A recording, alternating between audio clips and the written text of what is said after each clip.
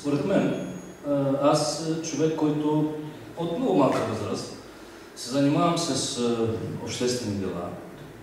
Идвам в Гърция, млад като студент, член на гръцка комунистическа младеж, с един романтичен комунист тогава, преди много години, още по живо време. Мисля, че в България ще се строи някакъв социализъм, който бихме могли да го приложим в Гърция, в капиталистическа Гърция, която тогава ние с всички сили гледаме да съборим този лош капитализъм.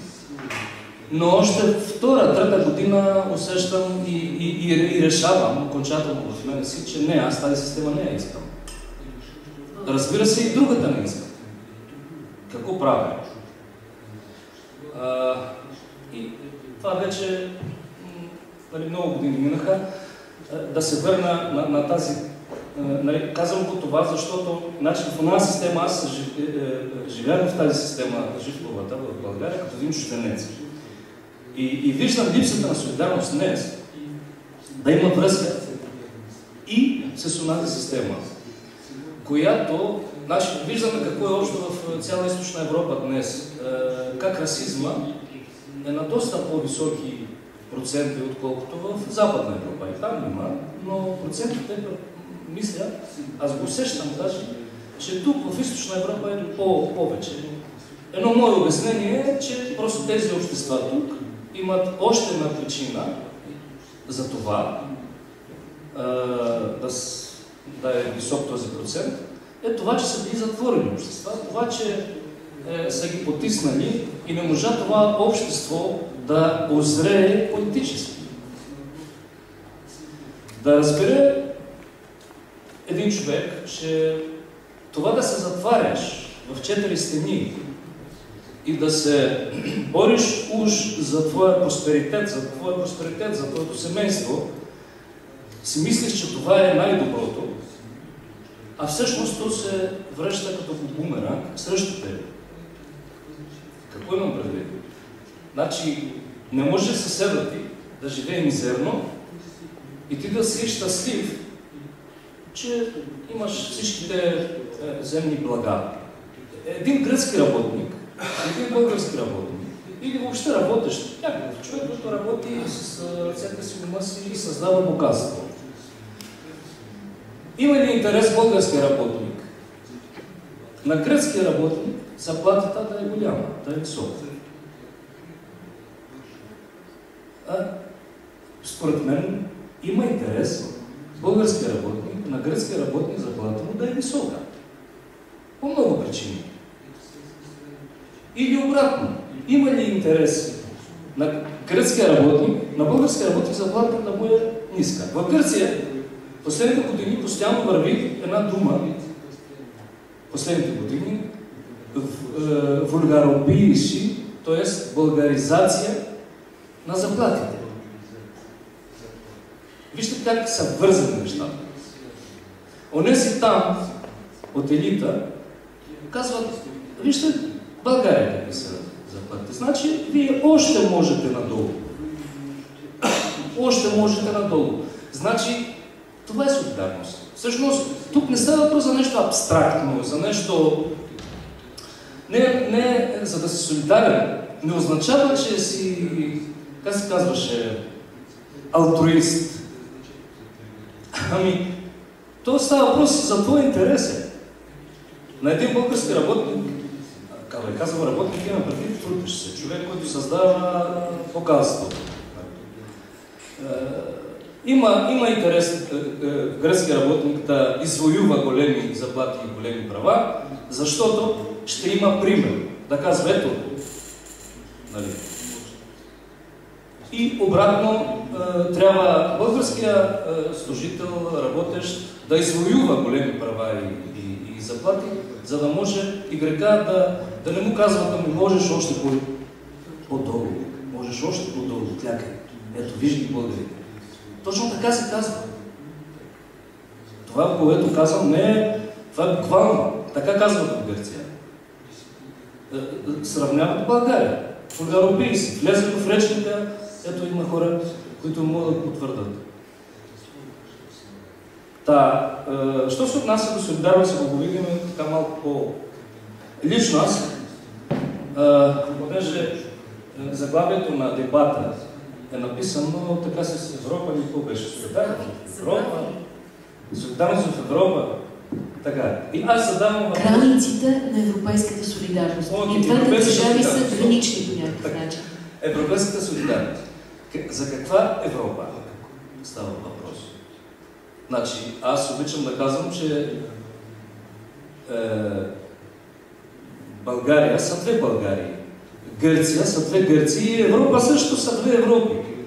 Европа на елита, Европа на банките, на тези, които обират богатството, което ние всички тук с вас работим, с ума си и ръцете си, те го обират по най-различни, имат си начините. Те много добре знаят, те са си учени по това нещо, имат си хвърли са много трудове и много проучвания, за да го правят това нещо. Това е едната страна, една Европа, а другата Европа са народите. От първата част на Европа може ли да очакваме солидарност? Било към българския народ, било към гръцкия народ или украинския. Те не гледат това. Те гледат как да печелят от нас. Това е едно на ръка. А елита, икономическия елит има предвид, те са зад политическия. Значи, тази страна отива. Остават народите. Какво правят народите? За народите на Източна Европа казах моето мнение.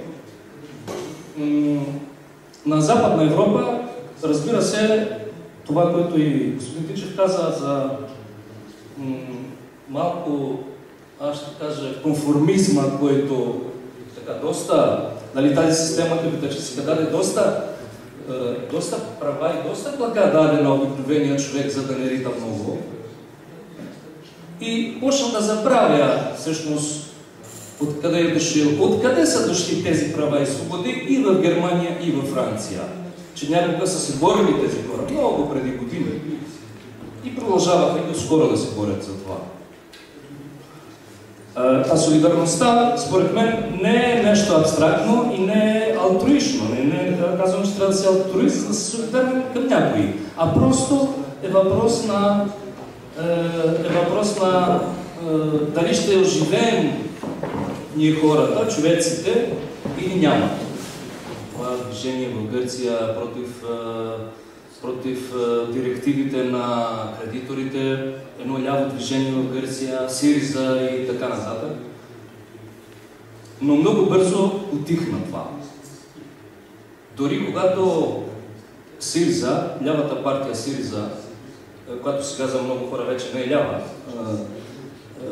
когато взе правителство, не казвам власт, няма власт още, много бързо дори леви хора, които до вчера, до този момент бяха доста фанатично подкрепащи тази партия, много бързо се обърнаха срещу нея, защото видяха, че като почна да върви по някакви по-реалистични пътища, това се сметна като крачка назад и предателство и какви ли не работи не сме чули до сега. Но това, че в България тръгна един голям шум за Гърция, както и за Украина, това е нещо, което пак ще кажа, психолозите трябва да го кажат. Защо постоянно това, което медиите дават като първа новина, все едно, у всеки човек буде един интерес, че сигурно няма да у всеки, ама у множеството от хора, и не само в България, да искат да научат. Защото те как ги предават, вероятно, давам сега на обяснение. Предават им така нещата, реалити шоу, по телевизията ти показват, колкото се може по-големи подробности, с снимки, ако трябва с видео, абсолютно колкото се може детайлно, нали, всичко. И ти все едно гледаш някакво кино, гледаш филм някакъв. В България все пак ние видяхме по отношение на Гърция и по отношение на исканията на гърците срещу международните кредитори, битката на гърците срещу условията, които им поставят международните кредитори, реакцията в България беше по-скоро тези гърци, как не ги е срам, те не искат да работят, те искат да взимат повече пари, а ние как можем да взимаме малко пари? Това беше. Това ти видя ли го като кръг и как го прочете? Това ми е интересно. Борих се тия дни да променете в сайта професията ми журналист, да пишете преводач, защото сега ще ти кажа, че за всичко това са виновни медиите. Добре, не признавай в такъв случай, че имаш крак там. Всъщност, разбира се, зад медиите е политическата класа, зад политическата класа е икономическата класа, за която говорих преди малко, за елита. На елита на Европа е интересно да се прокарва тезата, че гърците са мазали и за това е такава работата. Аз пък зададох скоро въпроса, българите като са много работили, защо взеха 15 милиарда скоро? Можа да разбирам, че никой не можа да ми отговори. Писал съм го навсякъде, казал по телевизията, никой не можа да ми отговори. Икономист, някакъв професор, от тия големите анализатори по телевизията, където говорят. Това е пропаганда от медиите, която се прокарва от икономическия елит, нали? За да може да ни озаптяват. И това се връща и срещу българина. Ето солидарността. Това режима има на взаимодействие между трудещи се. От една страна традиционния вариант, както е в, да кажа, една гилдия, ЕСНАФ нарича това в Стара България. Хората в един град, които ще пуснат някой външен производител на обувки, само ако той продава на същата цена, като всички други. Борят се, всички заедно се борят за тази цена, може да се работи в фабрика. Втори обаче вариант, в който ще все повече днес, вариант на все по-голямата мобилност. Пристига един българин в Гърция и се предлага на пазара на труда на половин цена. Всички почват да викат по него, как интересант. Тоест, този режим на непрекъснато движение на хора, капитали, стоки по света, той прави възможно ние всички да бъдем в конкуренция един с други. България и Гърция съседи, наистина, очевиден факт е това. Имаме полза от това и едните и другите да сме добре и така. Но съвременният свят прави така, че не можем, ако утре Гърция да стане и почне да продава много скъпо зехтина, нали? Ние може да си го купим от някакъв другия край. Поставим си в конкуренция всички с всички, който прави много тежък проблема с солидарността. В всеки момент ние сме в състояние на дъмби. И тук трябва да мислим как да възстановим тази стабилност на света, при която ние сме все пак се чувстваме някаква негова общност и имаме някакви минимални критерии за човешко достоинство. Солидарността, която пада жертва на дъмпинга в условията на конкуренция. Минаваме към Украйна. Само да кажа, че безкрайно се радвам, че в аудиторията виждам посланника на Украйна, господин Микола Балтаджи. Здравейте, благодаря ви, че сте тук. Надявам се да се включите в дискусията. Но нека сега да погледнем към Украйна. Също по особен начин Украйна е граница на Европа и по някакъв начин гранична и за проявата на европейска съпричастност. А още повече, че в случая с Украйна ние видяхме, че процесите в Украйна започнаха от огромното желание на една голяма част от украинците да бъдат част от Европа. Какво се случва сега? Забрави ли Европа Украйна? Татьяна Жорженко работи в Виена, живее в Виена и също като Георгос държи тази двойна перспектива. Знае какво става в Украйна и вижда какво става в страната, в която тук живее, в Австрия. Большое спасибо за приглашение. Я много слышала о Красном доме, об этой институции, где происходят очень интересные дискуссии. И я очень рада также, что эта дискуссия происходит в рамках, так сказать, Киевской биеннале, в которой мы тоже принимали участие, наш институт, Институт наук о человеке в Вене. Мы были соорганизаторами одной из школ Киевской биеннале, школы «Похищенная Европа».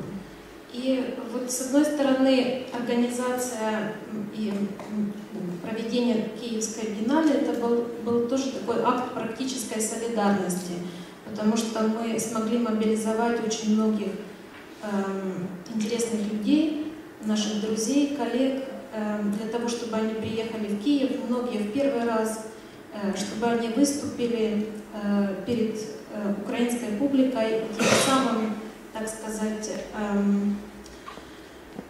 оживили украинскую дискуссию, внесли, так сказать, свой вклад.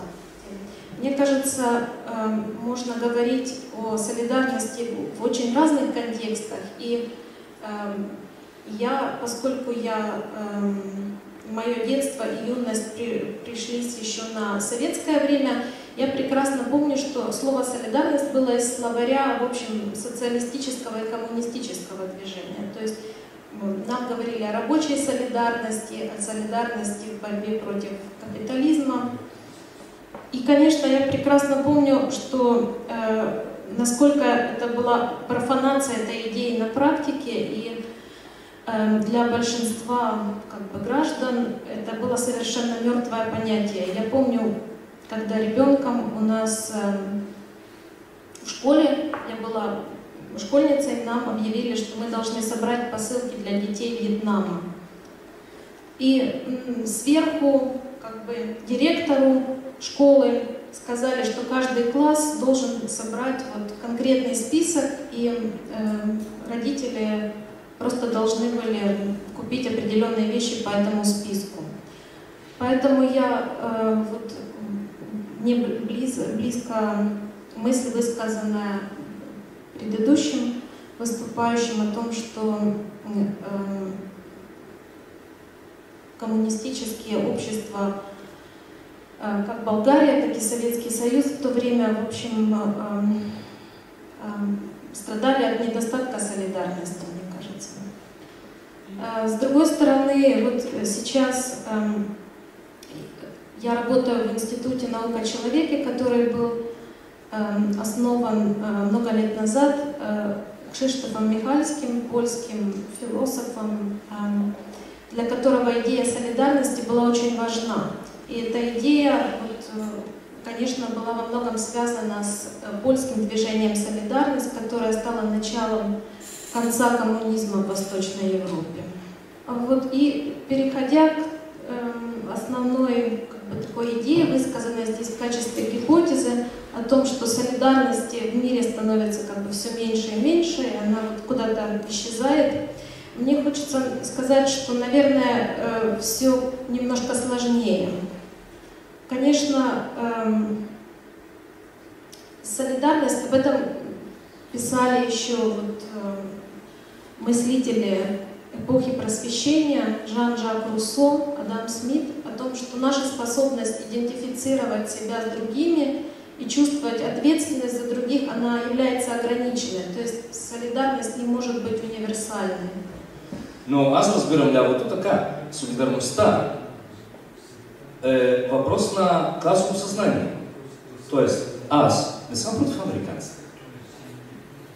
Аз съм против елита на Америка, които, както елита на Европа, елита на България, елита на Гърция, граби богатствата, които ние обикновените хора произвеждаме с ума си, краката си и ръцете си.